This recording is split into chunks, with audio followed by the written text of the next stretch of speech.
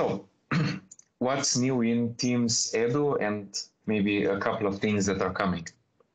So, one of the latest things is if you ever organized meetings in Teams, you may have noticed that there's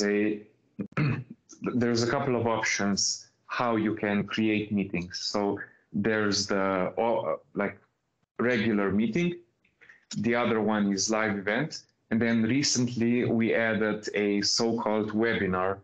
So this is a new type of a meeting where you can create a webinar that basically features the whole workflow from creating a new meeting, assigning some of the presenters, and then also adding a registration page. And then if people go to the registration page, they can add their data, they can sign up, and they will immediately get a calendar invite that they can accept. And also they will get a reminder before the actual event so that they can join and participate. So again, with education scenarios in mind, maybe this isn't something that will be mostly used with online classes, but this is something that you and others can use in terms of outside-facing events. So for example, we have the Yes Summit today. This is something that could be organized as the meeting type of a webinar, which would allow others to register. And then as an organizer, you get a very cool dashboard of emails, names, surnames, and also in the end, you get some reports on who joined, when they joined, how long did they participate in, and so on and so on. So mostly what we've seen is that the customers that are using this is universities and high schools, for example, that have outside-facing events. So I don't know what it's called in English, but in Slovenia, universities have this kind of like present the university day, where they create a public event, anyone can join. They, in the past, before COVID, they could come in person and they would show them around, show them what the university does and so on. But now we've had customers doing this online. Orientation day, thank you. Orientation day, yeah. So for example, a good example of this, how to use webinars, would be for orientation day. And in this case, you would have the list of people who registered, the list of people who attended, how long they attended the classes or the presentations for, and so on. So this is one of the new capabilities in Teams. So also, if you've been a part of any teams in your universities, you may have noticed that with channel meetings. So for example, your teacher would have a team, let's say Engineering 101, and you would have a channel, maybe general or something else.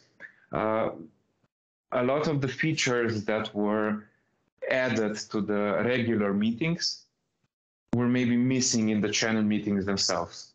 So what's coming now is the live transcripts. So for example, Teams already supports that you can create transcripts of who was talking and what did they say. So for example, the meeting that we are having right now, if Marco, as the organizer, would turn on transcriptions, it would actually create a transcript with speaker attribution, so who was saying something, and then actual transcription of what they were saying. The other one is forum polls. So I don't know if you've experienced that yet or not, but when you organize a meeting, you now have an option to add applications to that meeting. So for example, you can add forms as an application to the meeting. You can prepare some of the questions in advance, and then during the meeting, you can actually trigger that form, and it is automatically published. It's shown full screen to all of the attendees, and that's a good way to get some maybe attendee feedback from the people that are actually in the meeting. So Another one is upgrades to the experience using a web browser. We know that a lot of our customers, or maybe a lot of the attendees of the meetings, maybe outside attendees and so on, are still using the web browser to log in. So what's coming soon is that soon you'll have the opportunity to have live reactions like this one. Let me trigger one, like a thumbs up or a laughing one. You'll be able to share system audio. So this is in the case where you are presenting something, for example, showing a YouTube video on your computer, and you'll be able to stream the audio as well. Also custom backgrounds. I don't know if you saw it, but before when I had my camera on, I had a custom background. So this is also coming to the web browser. Again, captions, so like subtitles for who's saying and what they are saying, background blur, and CIRT. And this is basically for the people that have issues with hearing. You'll be able to plug in services that offer and provide different interpreter services. So for example, if someone is deaf, you'll have an option to connect to an interpreter, and they will be able to, in sign language, show and basically say what's happening on the presentation. Another one is the improvements to the Teams for Education left the navigation bar. So in the past, if you've used Teams at all, you maybe saw that you had assignments, class notebook, grades, and insights as tabs within a team.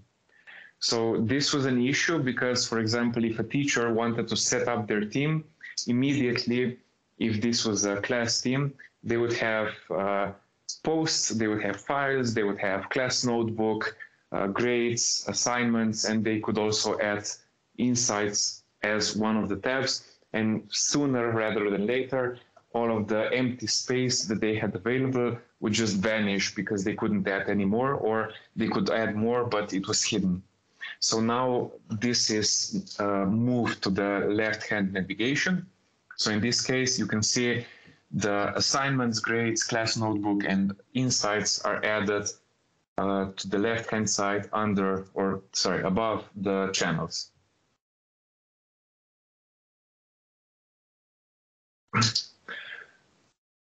Another thing that recently became available is to lock a meeting. So if you've used any of our competitors, you know that there is a possibility to lock a meeting after a certain period of time.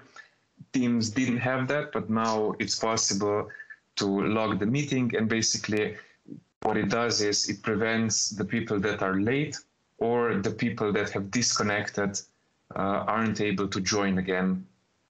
And this was mostly used in schools, or is mostly used in schools, where, for example, someone would distribute a link to the video conference to people who shouldn't have it. And then people would be joining in and maybe causing chaos. So in this case, all the teacher has to do is to lock a meeting and no one else can join anymore. So the next one is dynamic view, and I hope you see the animation that I'm showing here. So the way dynamic view works is that when you join a meeting, it will automatically try to optimize the space on your device. So for example, if I have 3 people with their cameras, maybe one of them would be bigger, 2 of them would be smaller. If I have a presentation that I'm sharing, or if I'm sharing my screen, so it's all dynamic, and it's all being calculated on how to mostly optimize the space. So for example, you would have a couple of cameras on the right-hand side. You would have who doesn't have their cameras on, and so on. So the idea here is really that it's not so static as it was before. If you remember, in the beginning, Teams had, for example, maximum of 9 people that had their cameras on and you could see them. And if someone was sharing the screen, all of the orientations were basically static, but now it's become much more dynamic, and it's really adjusting to how many cameras are on and what content is being shared. Another thing that's been highly requested is also the automatic meeting recording. So in this case, in the meeting options, anyone who has the appropriate license, when they organize a meeting, they could go to the meeting options and they can turn on the automatic meeting recording.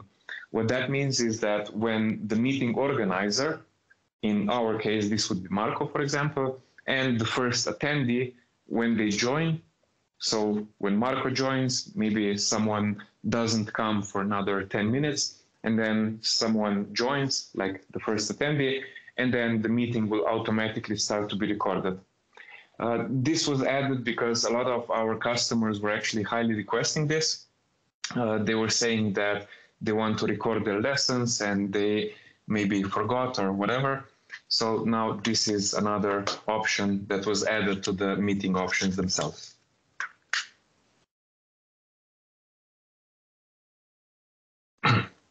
So presenter mode, maybe let me try to turn on my camera just once again. And let me try to, yeah. So right now you should see me in front of the slides that I'm presenting.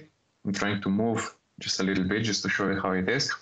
So in the past, the video feed and the actual content that was being shared was very separated, but now is basically being added, and you have more opportunities and more options to select how you're going to present something. Just one question here, sorry. Should I do something because we are not seeing you? Ah, you're not, okay. Then it's my internet. Okay, I'm sorry. Okay. So, or should I was thinking maybe should I turn something? Okay. No. Yeah, sorry. That was my internet. So what I was trying to show is what you can see here on this animation, and thank you, Marco, for jumping in. So basically all of these ways how the presenter can be seen. You can see that in one case she's in front of the slides, and in the other case she's next to the slides. Then in yet another she's like side by slides. So those are some of the ways how you can now choose how you want to present. But yeah, it looks like some of you were able to see it, some of you weren't. Sorry about that. I had some issues with the internet. And I also see that someone was stuck on slide 7. So I turned off the option for you to be able to switch the slides by yourselves. So please let me know if you now landed on the slide that I'm showing. I'm on slide 10. I see you at slide 10, but I'm not sure if I try to move the slides, can I automatically change when you change or no? Mm-hmm. Yeah, so I'm actually glad that we brought this issue up. So Teams actually supports 2 ways of how I can present things. So one of them is I present my slides and you are able to change them by yourselves. So for example, Marco can switch to slide 12 or 13 or 14, but the rest of you will still see the slide that I'm showing. And that by default, when I'm sharing the presentation, you all have an option to change the slides for yourself. So you can be 1 slide further, 1 slide back, doesn't matter, but you still have a button that says go back to the presenter. So this is one option. I turned it off right now, just in case, so that I don't lose anyone. But yeah, the other option is I can say, no, you have to see the same slide that I'm showing. You cannot change further or backwards. So that's it. Wait, someone, right? I can't see any presentation. Okay, in that case, I think this is an issue on your side. Maybe try disconnecting and reconnecting. Yeah, rejoining the meeting. Yes, I see perfectly everything, Jernej. Even previously when you were showing, I could see you. And on the background, it was the mode phase too. But probably it's the internet with the other participants. Yeah. By the way, I turned on the live transcription, so I didn't know that this existed. I guess the others also seeing in the bottom, the live transcription, everybody when someone is talking? No, so you turned it on for yourself. But for the rest of everyone, you can go on. So inside of the meeting that you are right now, try to find the button with 3 dots. And there is, I turn it on, turn off live captions. Because I have on live captions, I guess. Yeah, you turn it on. So now you have basically subtitles. But this is only for you. For the rest, if you want to see subtitles of what I'm trying to say, you can go to the button that has 3 dots on it. Okay. And you will have turn on live captions there. On this meeting, or should I go into the meeting when I create it? No, so this is something that anyone can turn on for themselves. So I cannot turn for everybody like by default? No. Okay. Thank you. Because maybe we have someone here who's from, I'm just making it up, but maybe we have someone on who's from America. So why would they need subtitles if we're talking in their language? So this is something that each and every one of us can turn on by themselves. And also, maybe our English isn't that perfect. So if there's any mistakes in the live captions, don't be angry. And yeah, I see that Slaven asked a question, if it only works for English. So this was actually my next slide, and thank you very much for asking this. It's been expanded to some additional languages as well.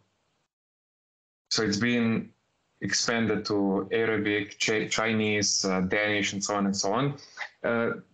Worth mentioning here that this is still a work in progress, and Microsoft basically has, how should I say this, steps in how we translate things or how we add features. So first, it's usually English. Second step is that we have additional languages, and then we're adding more and more and more. So even if our languages, for example, I'm from Slovenia, and our language isn't added here yet, hang on tight. Maybe it will be added soon. But yeah, this is also a new update that we added some of the additional languages that we support right now.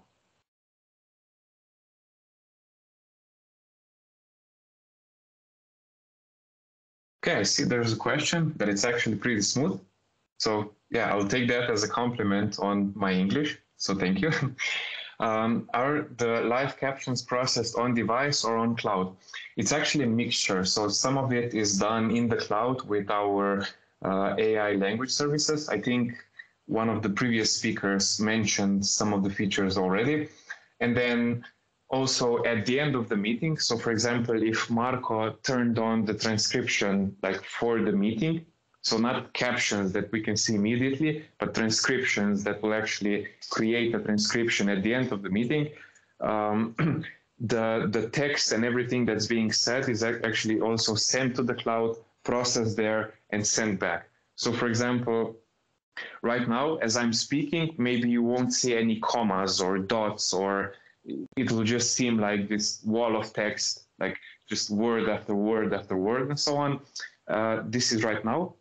But then if we have the meeting transcription service enabled, then it's sent to the cloud, processed, sent back, and then the actual transcript will be much more prettier to look at, so to say.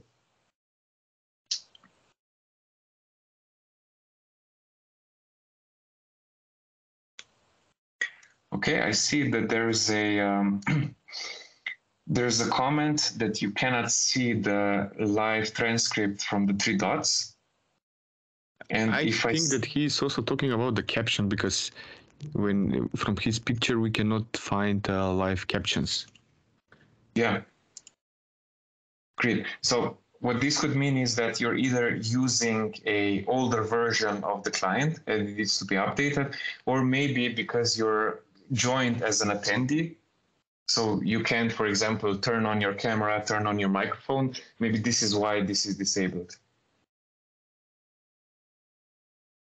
I guess it's the client version because some others are also attendees and they could turn the live captions, but just my opinion, I'm not sure. Mm-hmm.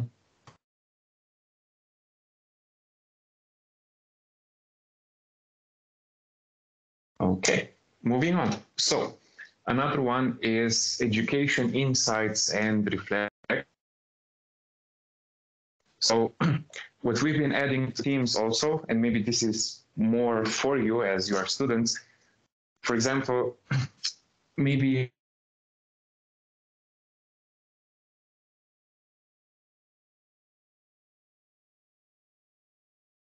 Are you here? built in into, sorry, can you hear me?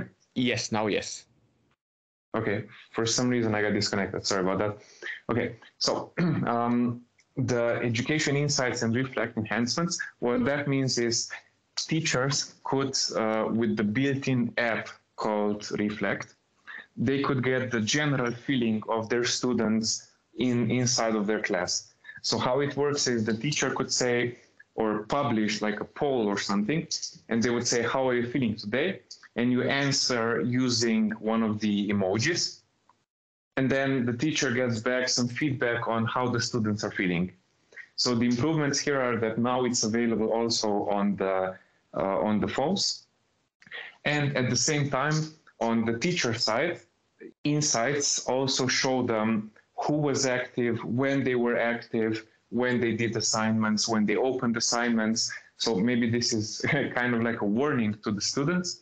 But yeah, teachers can basically see anything you do on Teams, but at the same time, it also provides them with information in terms of who is being active at what time, do they have any issues? For example, if someone opened their homework 10 times but didn't solve it, this will be sent as an insight to the teacher so that the teacher can maybe reach out to you and say, hey, do you need any help with what I've been assigning as a homework?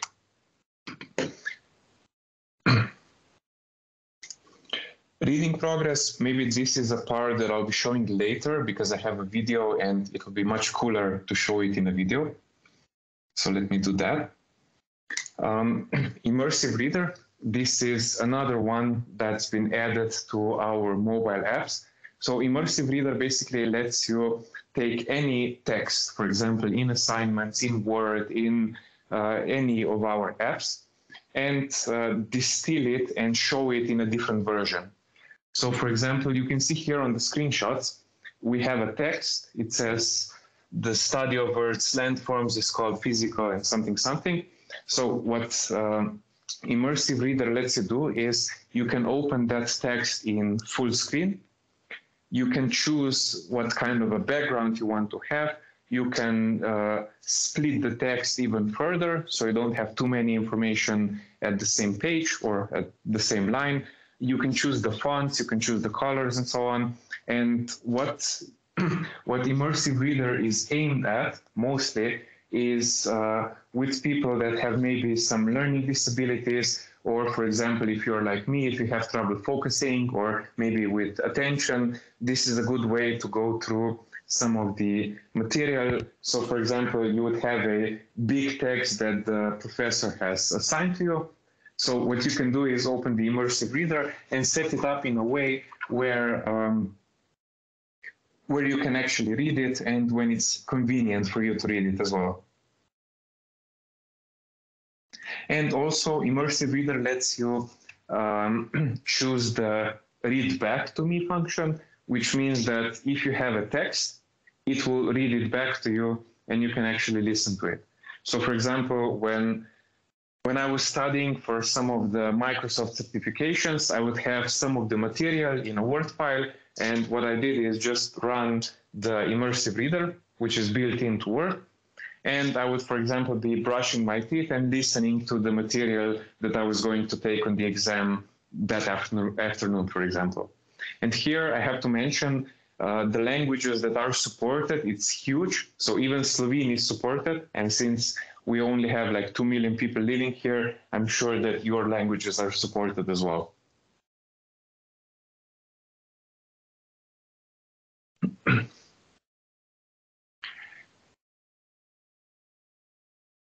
Okay, going to assignments. So what we've added to assignments is group assignments, which I'll show a bit later. And maybe one of my favorite ones is the Microsoft Lens integration. And I also have a separate PowerPoint ready to show you that. Maybe I'll just, let's skip to the next slide because I have a separate PowerPoint to show you how it works. But yeah, group assignments basically work in a way just like you have in a classroom. So for example, in the past, the teacher was only able to distribute an assignment to individual students. So I would have to submit an assignment, Eli would have to submit an assignment, Marco would have to submit an assignment. But now it's possible for the teacher actually to divide the class into groups. And those groups then would be submitting an assignment. But just not to focus on screenshots too much, let me share something else. Just give me a second, please.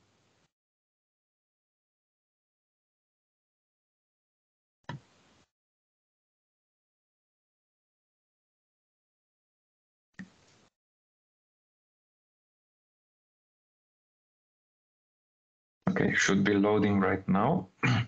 You can see it, right? But it'll be available soon. Still no, we are still with the old. I guess it needs some seconds, some minutes maybe to show. Yeah, it's a big PowerPoint, so it might take some time. But during this time, again, if you have any questions, please let me know. Please type them into chat. Happy to answer them right now. And also the uploading progress is showing that we're about halfway there. So should be available soon.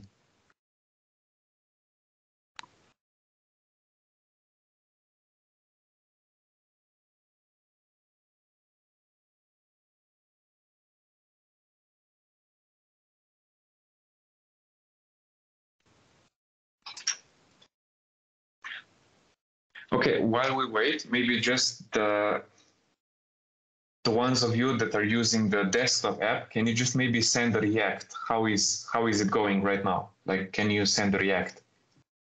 Like, I don't know, this one. Okay, someone's laughing. Marco is laughing. What about the rest?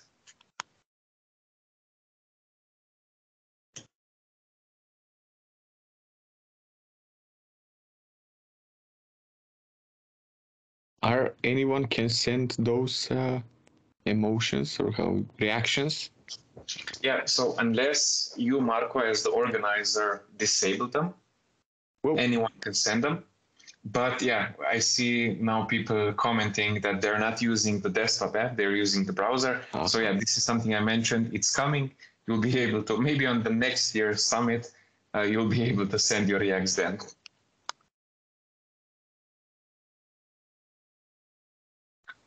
Okay, just please confirm if you can see my slides. Yes, we are on 1 from 16. Perfect. Okay, so I disabled an option for you to go through the slides by yourself, not because I don't want you to see what's coming, but just so that we're all on the same page. So here, again, I wanted to just show a screenshot on how the new Teams interface is looking.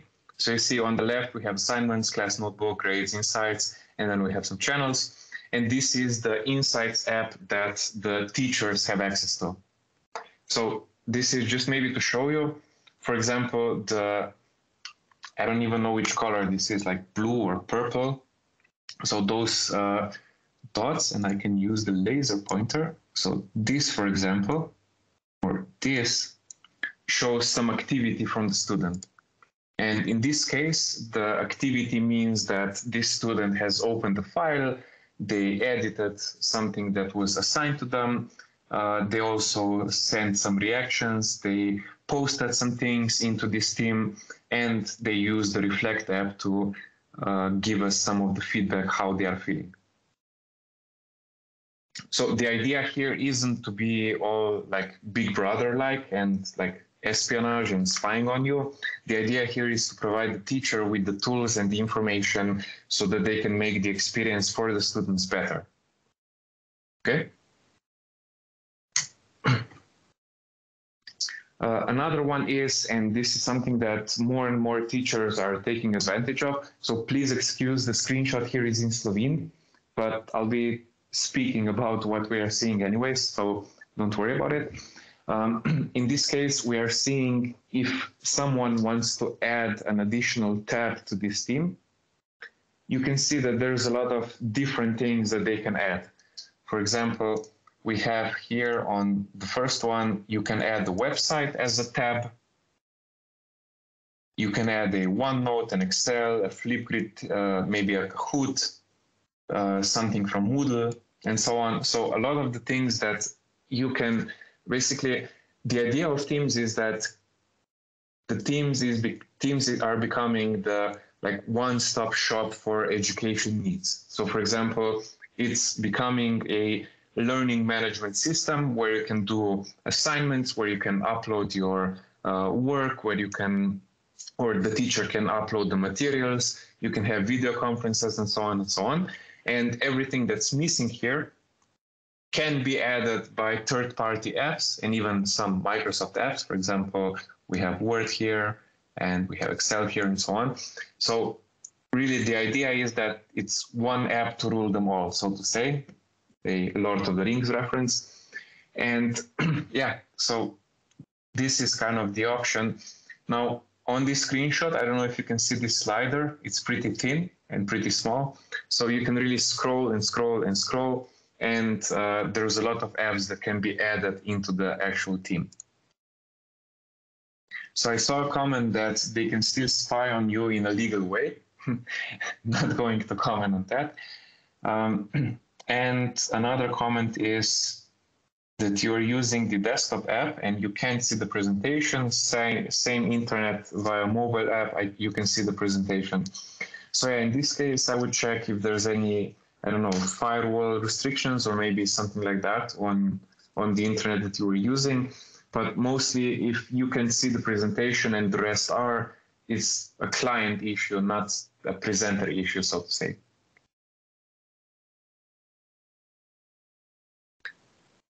Okay, to move on. So again, it's in Slovene, but let's maybe go through it. So here, if you saw a couple of slides back, I showed that you have meeting options and it was showing it like in a browser. So meeting options are coming to Teams and have come to Teams. So now most of the things you can set up right here in the Teams during a meeting.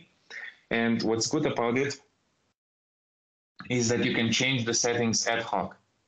So for example, here, these two things say, do you want to enable microphones for attendees and do you want to enable cameras for attendees? So in our case, Marco disabled both of those. And here, who can present? This is what it says. Right now, I have it set to everyone.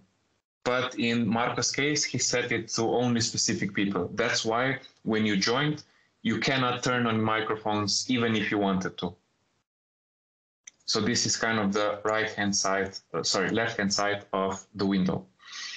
And then the right-hand side is the new sharing options.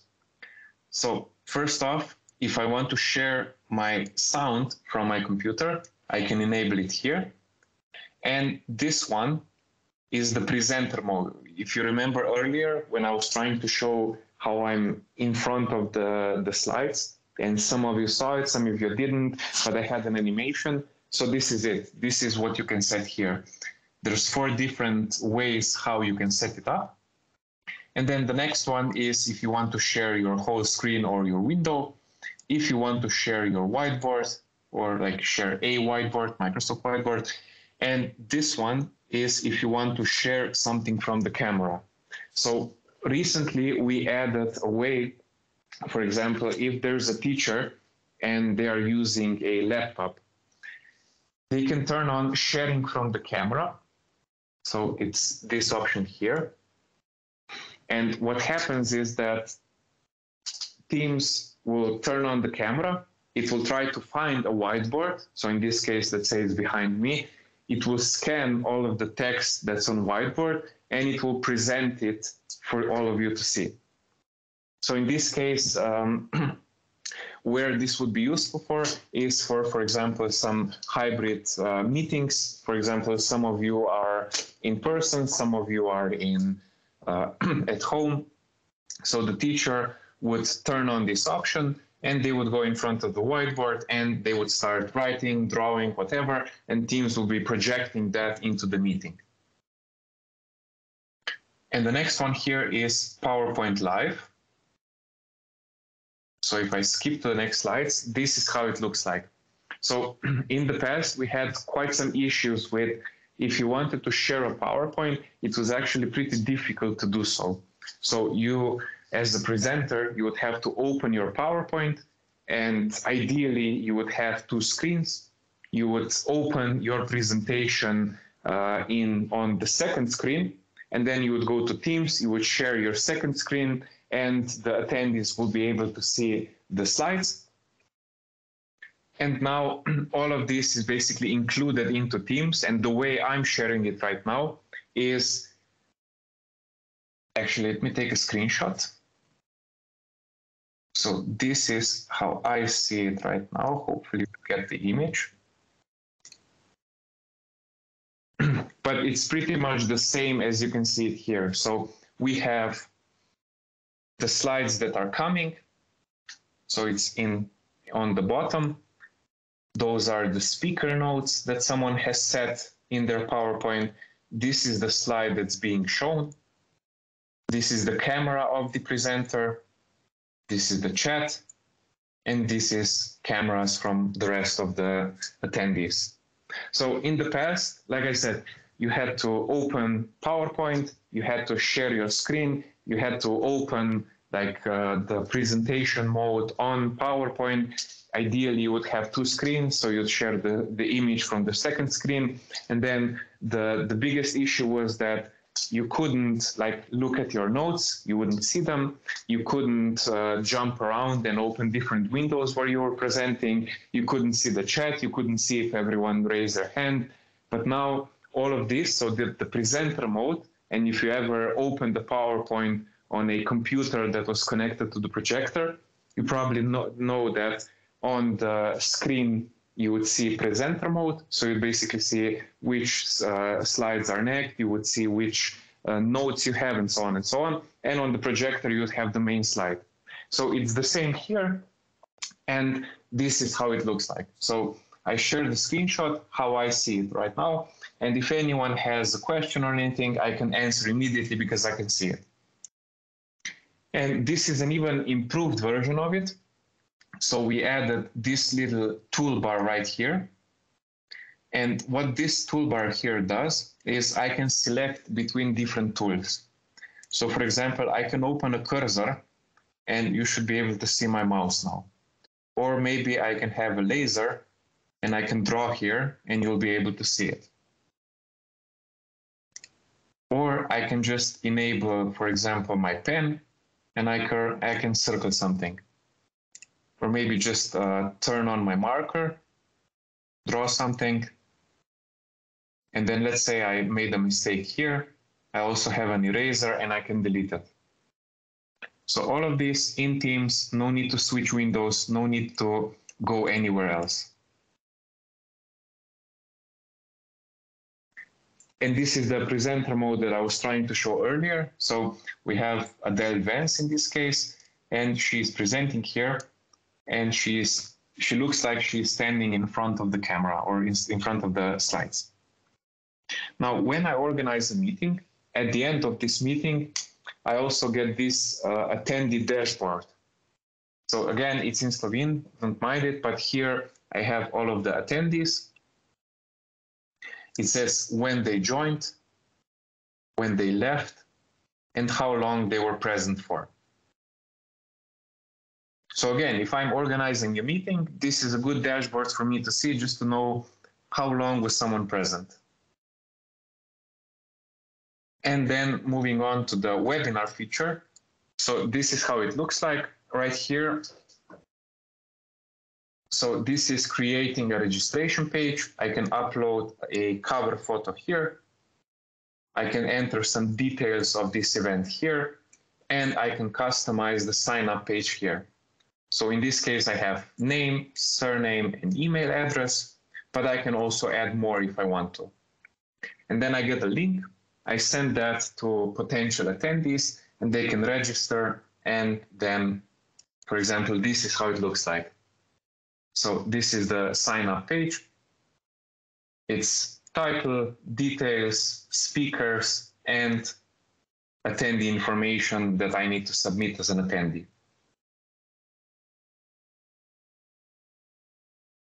Okay. Now, maybe moving on. So what we've added also to Teams is that, so it says here group work. I mentioned before that now you can have assignments based on team, not on a individual student. So in this case, we also added that a teacher can assign a whiteboard assignment. So not only you can upload, for example, PDFs or Word files or audio files, whatever, but you can also submit a whiteboard, Microsoft Whiteboard, as an assignment here. So this is what I was trying to show here. And maybe as a last part, I mentioned before that we have a good integration with Microsoft Lens. So I don't know if you know the app yet or not, but Microsoft Lens is basically a scanner that you have on your mobile phone. So for example, what you can do with Microsoft Lens is you have a piece of paper, you take it, you open the Lens app, and then you position with your camera the paper inside of the viewing field of the camera. You press the picture button, and it will automatically find where the paper is. It will automatically trim it, and you can then select if you want to save this into your OneDrive or as a PDF or as a picture and so on. And maybe let me just show you how this works with assignments.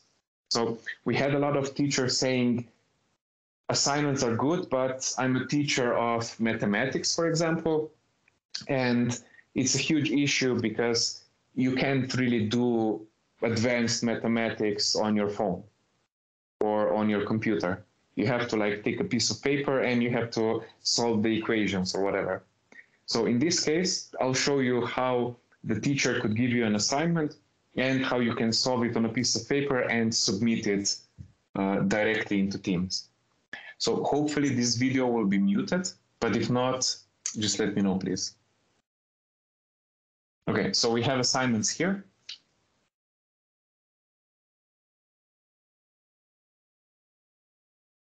Is it playing? Yeah, it's playing. Okay, so this is again the Immersive Reader. So this is how it works. This is the read back to me function. You can change some of the settings as well.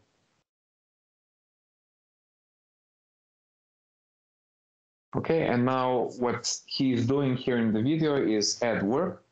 So for example, let's say I have something on my OneDrive, I can submit it directly, but this is kind of the easy part. Now let's see if I want to add something from my device. And you see it opens the camera.